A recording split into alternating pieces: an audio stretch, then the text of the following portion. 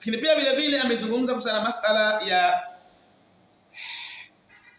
thumma stawa al-arsh. Kaja aya pia mwasema thumma stawa ala al-arsh. Kalima thumma mbele za wanazuoni, neno hii thumma stawa ala al-arsh ala maana yaliqu billahi ta'ala, ay fa imma an yuqala, kwa maana ambayo ndio Mwenyezi Mungu Subhanahu wa Ta'ala kusema istawa ala al-arsh bila kayfin ay bila julusin wa istiqrarin wa muhadhatin wa ghayriha. Yani tafsiri sahihi ya wanazuoni ukisema istawa ala al-arsh bila kayfin, maana bila kayfin, bila namna, au ay yani bila julusin, bila kukaa, wastiqrar, kuthibiti nafasi, wa muhadhara, kuelekea arsh wa ghayruha, ay min sifatil ajsam. Kwa hili swala nini za kiwiliwili. Wa amma an yashtagila bitawiliha, ama yule ambaye ameshika mfanya ta'wili kwenye aya hii, fayaqalu sayma man hamala kalimatu thumma, yule ambaye ameshika neno la thumma min ahli sunna ala tarahi ja'ala al-istiwa'i sifatan fi'lin, yule ambaye akachukua neno thumma kwa maana katika sifa ya kitendo Mwenyezi Mungu Subhanahu wa Ta'ala katika ahli sunna, kwa maana at-tarahi ay anna Allah fa'ala fil arshi fi'lan, Mwenyezi Mungu amefanya juu ya arshi kitendo, samaha istiwa, ati kitendo ahira nini istiwa, kisha akasema la anna dhalika al-fi'la, si kuwa hiki kitendo kifanya Mwenyezi Mungu qa'imun bi dhati Allah, kwa kimethibiti kitendo hicho kwa dhati Mwenyezi Mungu Subhanahu wa Ta'ala. Kusema amekaa, maana kitendo hicho kikaani kimethibiti nani? Kwa Mwenyezi Mungu Subhanahu wa Ta'ala. Akasema la anna dhalika al-fi'la qa'imun bi dhati Allah Ta'ala. Limadha? Listihalati qiyam al-hawadith fihi bihi, sababu ni muhali kuthibiti kwa Mwenyezi Mungu sifa ambazo ni hadith. Lakini pia vile vile kwa neno hilo la thumma, baadhi ya wanazuoni wakaichukua katika ahlus sunna ala maana ikhbari, kwamba maana ya thumma stawa maana yake Mungu anatupa habari.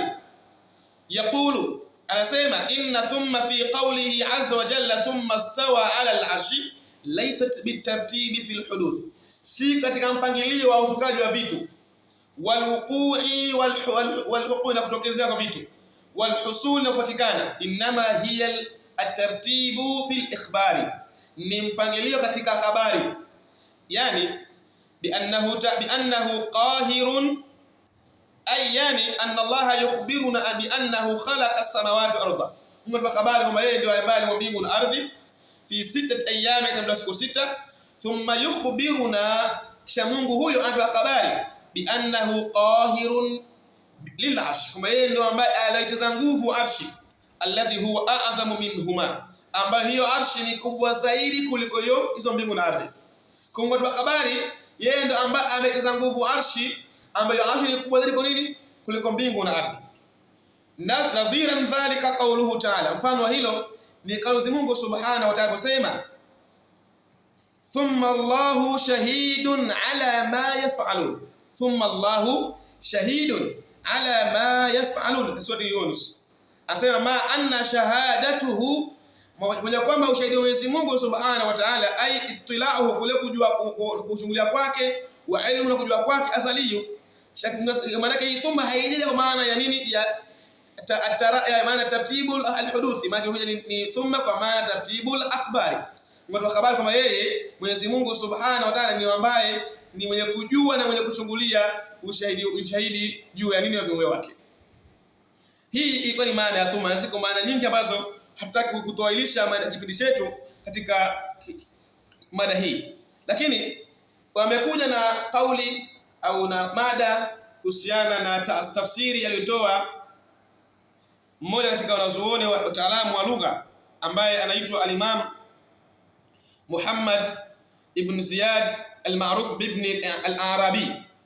Kwa hiyo tumsikilize katika hili, kisha nitakuja inshallah kuzungumza juu hili. Tabii Allah Subhanahu wa Ta'ala aliposema Ar-Rahmanu 'ala al-'arshi istawa, Mwenyezi Mungu amekaa juu ya arshi, haina maana ya kusema Mwenyezi Mungu ametawala kwenye arshi, kwa sababu kutawala inakuwa ina maana mbaya, kwa sababu kutawala, anasema Ibn al-Arabi muda ambapo alipokuja kaulizwa ma maana qawlihi ta'ala ar-rahmanu 'ala al-'arshi istawa. Nini maana ya kauli yake Mwenyezi Mungu mtukufu ar-rahmanu 'ala al-'arshi istawa? Akasema huwa ala 'arshihi kama akhbara, huwa ala 'arshihi kama akhbara, yeye yupo juu ya arshi yake kama alivyoeleza. Na hii ndio itikadi ya Imam al-Bukhari na wengine wote wanapita katika dini hizi. Na salafu salih akitaka kauli mtamletea mvua ya watu. Tabii istawa inapofungamana na ala inakuwa na maana ya kukaa juu ya kitu. Tabii Ibn al-Arabi anaulizwa, anasema huwa ala arshihi kama akhbara, yuko juu ya arshi kama alivyoeleza. Yule mtu ambaye amekwenda kumuuliza Ibn al-Arabi akamwambia, ama maanahu istawla, je, maana yake haina maana ya kutawala? Akamwambia la, wama yudri, kitu gani ambacho kinachokujulisha kwamba maana yake ni istawla? Al-Arab la taqulu istawla ala shay'in hatta yakuna lahu mudad. Waarabu hawasemi kama mtu ametawala juu ya kitu mpaka yule mtu awe na mpingamizi. Fa ayyuhuma ghalab, basi yote yule ambaye atakayeshinda faqad istawla, basi anakuwa tawala. Bimaana kutawala inakuwa ni maana ya kupindua, umuondoshe mtu ndipo mweke. Tabii Allah subhanahu wa ta'ala amempindua nani ndipo akaja kakae. Unaposema Allahu mawjudun bila makan fahuwa alana ala ma alayhi kan, haina kwanza kauli kwanza hakuisema Ali bin Abi Talib, na nasibisha kwa Ali bin Abi Talib, na hujui imetoka wapi, kwa sababu cha mwanzo kama ingelikuwa na elimu ungekuja kuizungumzia hii hadithi ya Jaria, hii hadithi ya Jaria ambao Ash'ari wakianza kupita wanaanza kuzungumzia hii hadithi kwanza ya Jaria, lakini unaonekana bado ndo kwanza mtupu, lakini utafuta umaarufu baada ya kusoma kitabu chako cha Tahawiyya. Na watu ambao wanasikiliza video katafuta kitabu cha Tahawiyya, kina karatasi si nyingi, yani hazifiki 100. Tayib, kama tumemsikia amenukuu habari au maneno ya Imamu al-Arabi kwamba Imam al-Arabi amefasiri neno amekataa tafsiri istawa kwa maana istawla. Kwa kuwa Waarabu hawatumii neno istawla kwa kitu ambaye kwa mtu ambaye kwanza baada nini mapambano baina yake. Sisi tunasema inkaru Ibn al-Arabi, kupinga tafsiri hii ya istawa kwa maana istawla kwa Ibn al-Arabi ala man hamala istiwa ala man hamala istawa bimaana istilai ala wajhi alladhi yakunu ba'da mughalaba. Alikipinga Ibn Arabi kutumia neno istawa kwa maana istawla ni kwa yule ambaye amechukua maana istawla kwa maana ya mughalaba, na hii ni haqqun. Yule ambaye anayetumia neno istawla kwa maana ya mughalaba ni haki, kwamba si sahihi, wala yaqulu bihi ahadun min ahli al-haqq, bal man ta'awwala minhum, bal yule ambaye ametawili amtafsiri maana istawla kwa maana istiwa kwa maana istilai, hamalahu ala al-ma'na al-mujarrad ala sabqi al-mughalaba, atakuwa amebeba maana hii, maana ambayo imeepukana na maana ya mughalaba. Yani ili ifai kutumia neno istawa kwa maana istawla ni kwa yule ambaye ametumia neno hii istawla kwa maana isiyotanguliwa na nini, na mughalaba. Idhil istila'u huwa al-qahr wal-ghalaba, kwa sababu neno istila ina maana ya al-qahr, ina maana ya ghalaba. Fakama annahu la yaqtadi an yakuna al-qahr, wanasema wanazuoni kwamba kama vile ambavyo haichukuliwi kuwa maana al-qahr na maana al-ghalaba ba'da mughalaba, kadhalika naqulu fi kalimati istawla. Qala Allah ta'ala wa huwa al-qahiru fawqa ibadihi. Je, aya hii Mwenyezi Mungu Subhanahu anasema nini? Wa huwa al-qahiru, ni wakati gani, lini Mungu alipambana na viumbe wake mpaka yakawa ni nani? Ni qahiru juu yao. Maana haichukui maana kwamba Mungu alipambana kwanza na viumbe wake ndio nani kutawala. Kwa Mungu wa huwa al-qahiru fawqa ibadihi. Pia vile vile mnasema kataba Allahu la aghlibanna ana wa rusuli.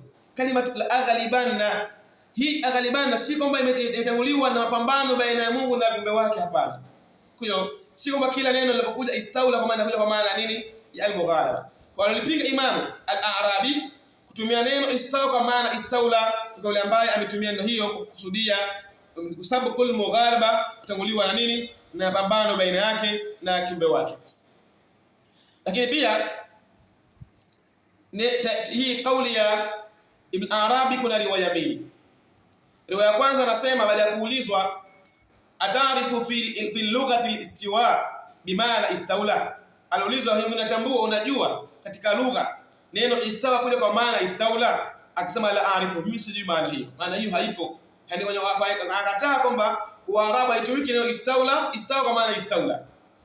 Huyo alipoulizwa mara pili swali alipoulizwa kwenye aya kwamba sana istawa kwa maana istaula, akasema Waarabu hawatumii neno hilo kwa kutumia nini? Kwa sababu neno hilo linakusudiwa maana ya kucheza nguvu au al-mughalaba. Nini maana yake? Maana yake kwanza, riwaya ya kwanza inapingana na riwaya ya pili. Riwaya ya kwanza ambayo amekataa kwa neno hiyo katika Waarabu hawatumii neno istaula kwa maana istawa kwa maana istaula. Afu huyo anasema kwa Waarabu wanatumia neno istawa kwa maana istaula kwa mtu ambaye alipigana nini? Mughalaba. Kwa hiyo bado riwaya hiyo iliyokuja nayo ina ihtimali kwamba Ibn Arabi alichokuwa anakusudia hapa ni kuwa kukataa kutumia neno istawa kwa maana istaula kwa yule ambaye anayetumia au yule ambaye anayekusudia mughalaba ya Mwenyezi Mungu Subhanahu wa Ta'ala na viumbe wake. Nadhani itoshe haya kwa kustadili na maneno haya kwa wanazuoni, lakini bado hii sehemu ya pili. Basi sehemu nyingi sana. Yani hii bado inaendelea ijibiwa katika zaidi ya sehemu hizi. Inshallah Ta'ala tutaanza sehemu ya tatu katika mwendelezo wa klipu yetu inshallah Ta'ala. Billahi tawfiq. Wassalamu alaykum wa rahmatullahi wa barakatuh.